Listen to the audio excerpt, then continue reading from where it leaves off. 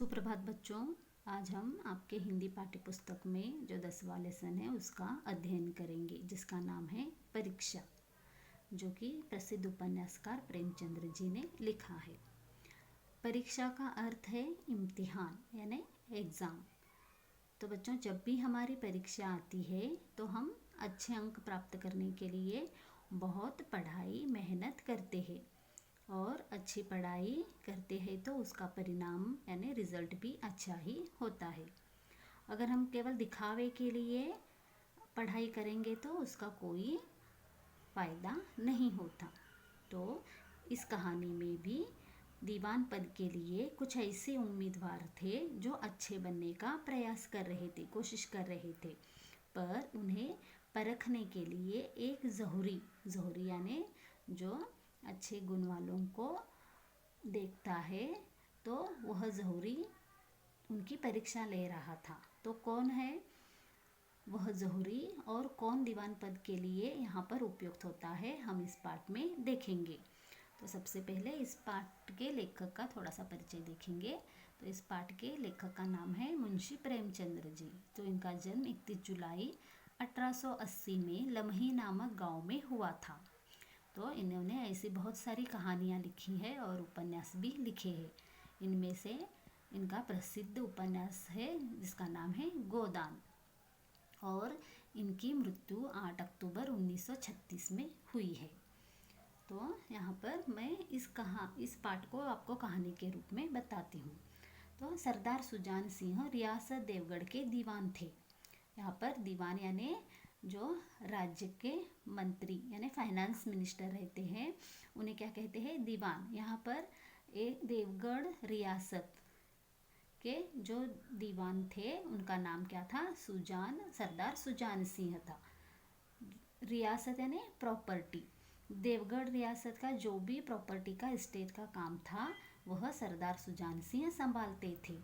तो क्या हो जाता है, एक दिन जब वो बूढ़े हो जाते हैं तो देवगढ़ के महाराज के पास चले जाते हैं और उनसे कहते हैं कि मेरी अवस्था ढल गई है, यानी मैं अब बूढ़ा हो चुका हूँ और मुझसे अब यह कामकाज नहीं संभालेगा, इसलिए मेरी आपसे एक विनती है कि इस रियासत के लिए एक नए दीवान की खोज कीजिए।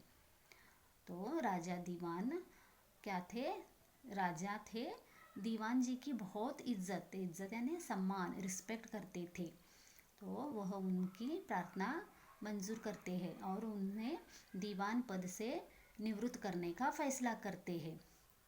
पर वह एक शर्त रखते हैं कि आगे का जो दीवान है सरदार सुजान सिंह को ही ढूंढना होगा, ऐसा एक काम उन्हें सौंप देते हैं।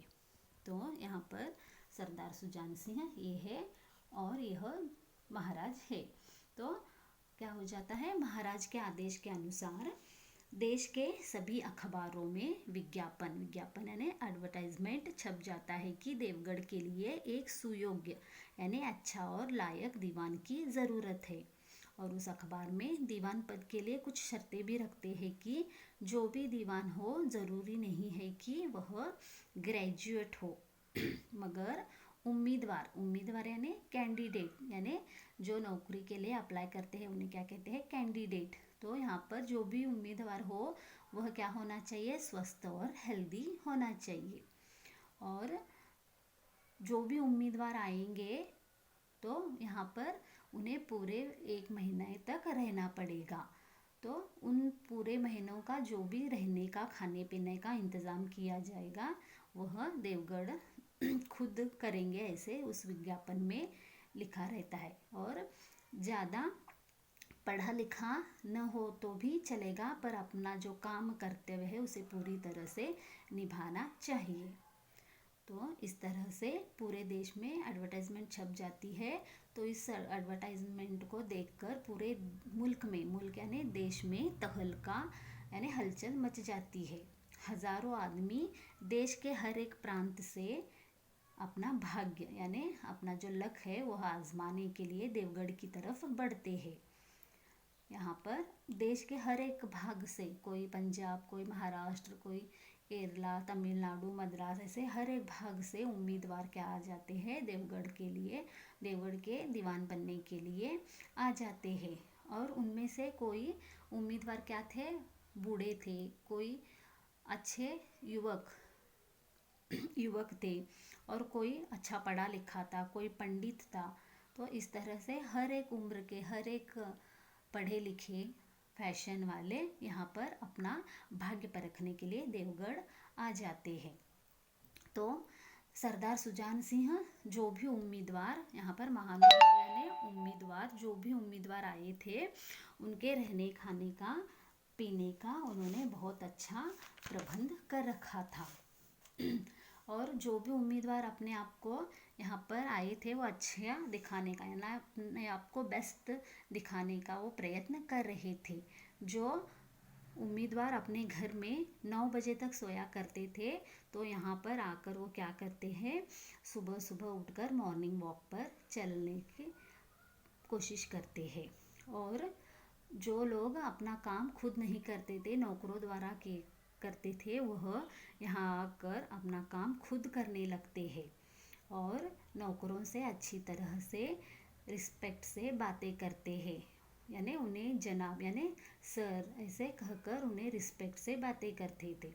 और ऐसे बहुत सारे उम्मीदवार थे जिन्हें पढ़ना लिखना बहुत अच्छा नहीं लगता था, यानी उन्हें घृणा थी, यानी नफरत थे, पढ़ने से नफरत थे। तो यहाँ पर आकर वो क्या करते हैं, देवगढ़ में बड़े बड़े ग्रंथ पढ़ने के नाटक करते थे। तो यहाँ पर सब लोग अपने आप को बेस्ट दिखाने के लिए सबके साथ अच्छा व्यवहार कर रहे थे। तो यहाँ पर उन्हें पता नहीं था कि यहाँ पर मनुष्य का वह बूढ़ा जौहरी आड़ में बैठा हुआ है। यहाँ पर जौहरी यानी जो सुजान सिंह है उसे क्या कहा है, जौहरी। तो यहाँ पर सब लोग अपना नाटक दिखा रहे थे, पर जो भी उम्मीदवार थे उनमें जो अच्छे गुण दोष ढूंढने का काम किसे दिया गया था, सुजान सिंह को दिया गया था, पर उन्हें पता नहीं था। तो वह सब सुजान सिंह देख रहा था। यहाँ पर इन बगुलों में हंस कहाँ छिपा है, यानी बगुला यानी एक पक्षी, हंस और बगुला दोनों दिखने में एक जैसे होते हैं। तो इस तरह से सुजान सिंह भी उस समूह में जो भी उम्मीदवार आए थे उनमें से किसी एक विशेष गुणवान व्यक्ति को वो क्या कर रहे थे, तलाश कर रहे थे और उनकी वह परीक्षा ले रहे थे। तो यहाँ पर क्या हो जाता है, यहाँ पर बगुला में हंस छिपा यानी समूह में अच्छे विशेष गुणवान व्यक्ति को तलाश करना। तो क्या हो जाता है, एक दिन यहाँ पर नए युवकों को, यानी जो भी बहुत सारे युवक आए थे, उन्हें एक विचार आता है, मन में विचार आता है कि एक हॉकी का खेल किया जाए, क्योंकि इससे यह पता चलेगा कि वह कितने तंदुरुस्त और शक्तिशाली है, क्योंकि दीवान पद के लिए यह भी क्या है, इसका एक भाग्य है। तो यह दिखाने के लिए वह युवक क्या करते हैं, एक हॉकी खेल का आयोजन करते हैं। तो इस तरह से हॉकी खेल के लिए क्या हो जाता है, मैदान रेडी हो जाता है। तो सुबह से शाम तक मैदान में खेल शुरू हो गया। सुबह से शाम तक धूमधाम बनी रहती है। खिलाड़ी खेल खेल कर क्या हो जाते हैं, पसीने में तर हो जाते हैं, पर हार जीत का निर्णय यानी फैसला नहीं हो जाता। तो इस तरह से सुबह से अंधेरा हो जाता है। तो पर हॉकी का जो खेल था उसका कोई रिजल्ट नहीं आता। तो जैसे ही अंधेरा हो जाता है तो यहाँ पर क्या हो जाता है, सब लोग अपने अपने रास्ते चले जाते हैं। तो वहाँ पर जो हॉकी का मैदान था, तो वहाँ से गुजरने के लिए यहाँ पर क्या था, एक नाला था। नाला यानी छोटी नदी, जो गंदा पानी बहता है। तो वहाँ पर क्या था, वो एक नाला था। तो उस नाले पर कोई पुल नहीं था, पुल यानी ब्रिज नहीं था। यहाँ पर पथिक यानी जो भी रास्ते पर चलने वाले रहे, तो उन्हें क्या करना था, उस नाले में चलकर जाना पड़ता था। तो एक दिन क्या हो जाता, मतलब उस दिन हॉकी का जो खेल था उसी दिन क्या हो जाता है, एक नाले में एक किसान बैलगाड़ी में अनाज भरकर ले जा रहा था और अचानक उसकी गाड़ी उस नाले में क्या हो जाती है, फंस जाती है। तो बार बार वो क्या कर रहा था, किसान गाड़ी को ऊपर खींचने की कोशिश कर रहा था, पर वह कामयाब नहीं हो जाता। तो इस तरह से वह बार बार क्या कर रहा था, किसान उसे ऊपर लाने की कोशिश कर रहा था, पर वह ऊपर आ नहीं रहा था, वो गाड़ी ऊपर नहीं आ रही थी। और उसी रास्ते से क्या हो जाता है, हॉकी खेलकर सभी जो उम्मीदवार थे, खिलाड़ी थे, अपने अपने रास्ते जा रहे थे, पर किसी ने भी उस बूढ़े किसान की ओर नहीं देखा और न ही उसकी मदद की। तो तभी उसी समय क्या हो जाता है, एक खिलाड़ी नाले से जा रहा था, जो क्या कर रहा था, लंगड़ा कर चल रहा था, क्योंकि हॉकी खेलते समय उसे चोट लगी हुई थी। तो वह खिलाड़ी क्या हो जाता है, उस किसान को देखता है और वह ठिठक जाता है। ठिठक जाना यानी वहीं उस किसान को देखकर रुक जाता है और वह किसान की मदद करने के लिए तैयार हो जाता है और वह किसान से कहता है कि तुम बैलों को साधो, यानी बैलों को साधो यानी तुम गाड़ी में बैठकर बैलों को आगे बढ़ने के लिए जोर लगाओ। मैं क्या करूँगा, यह नीचे पहिया पहिया यानी जो गाड़ी का चक्र रहता है, तो उसे मैं क्या करता हूँ, ढकेलता हूँ। तो इस तरह से बार बार ढकलने से क्या हो जाता है, बार बार ढकलने पर गाड़ी कुछ ही देर में ऊपर आ जाती है।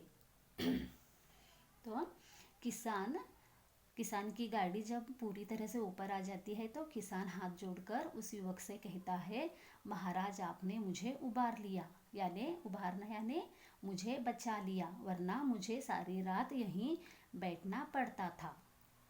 तो किसान की बात सुनकर युवक हंसते हुए कहता है, कुछ इनाम देना चाहोगे? तो किसान कहता है, अगर भगवान चाहेंगे तो दीवान पद आपको ही मिलेगी। तो इस तरह से क्या हो जाता है, पूरा एक महीना गुजर जाता है और एक दिन आ जाता है जिस दिन दीवान पद के चुनाव का दिन आ जाता है। तो सभी लोग क्या हो जाते हैं, उम्मीदवार और जो भी मिनिस्टर थे, जो भी, तो वो क्या हो जाते हैं, सभा में एकत्र हो जाते हैं, क्योंकि उस दिन क्या होना था, नए दीवान के जो भी नया दीवान बनेगा उसका नाम की घोषणा होने वाली थी। तो सभी लोग क्या हो जाते, उत्सुकता से सभा में एकत्र हो जाते हैं और सभी बेचैन थे, कौन होगा, यह उत्सुकता भी थी। तो कुछ देर ही बाद क्या हो जाता है, जो पुराने सुजान सिंह थे वह खड़े हो जाते हैं सभा में और वह क्या करते हैं, नए दीवान पद के था उसकी घोषणा करते हैं और वह कहते हैं कि हमें जो भी नया दीवान चाहिए था वह हमें मिल गया है।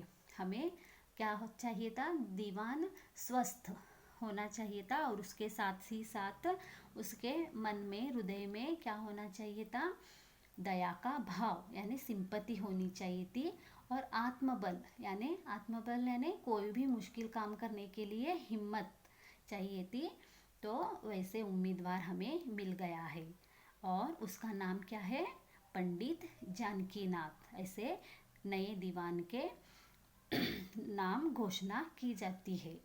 तो इस तरह से सरदार सुजान सिंह उस पंडित जानकीनाथ को क्या देते हैं, बधाई देते हैं। तो यहाँ पर वात्सव में यानी जिस दिन नाले में गाड़ी फंसी हुई थी और उस गाड़ी में जो भी किसान था, तो वह स्वयं कौन था, सुजान सिंह था। जो पुराने दीवान थे वह उम्मीदवारों की परीक्षा लेने के लिए क्या कर रहे थे, अपना वेश बदल कर आए हुए थे और उस परीक्षा में केवल एक पुरुष यानी आदमी पास हो जाता है और वही कौन है, पंडित जानकीनाथ। तो बच्चों, हमें इस पाठ से यह सीख मिलती है कि किसी भी पद प्राप्ति के लिए हमारे अंदर मानवता का गुण होना ज़रूरी है। तो दूसरों के प्रति हमारे मन में दया का भाव होना चाहिए। हमें दूसरों को इम्प्रेस करने के लिए दिखावा नहीं करना चाहिए। अगर हमारे अंदर मानवता का गुण हो जाता है तो हम कोई भी परीक्षा क्या हो जाते हैं, पास कर जाते हैं। तो बच्चों, इस तरह से परीक्षा यह पाठ मुंशी प्रेमचंद्र जी ने लिखा है। तो बच्चों, इसके क्वेश्चन आंसर्स मैंने ऑलरेडी आपको भेजे हैं। आपको क्या करना है, लास्ट में जो एक एक्टिविटी है उसे पूरा करना है। यहाँ पर परीक्षा का समय, इस विषय पर आपको एक अनुच्छेद लिखना है। धन्यवाद।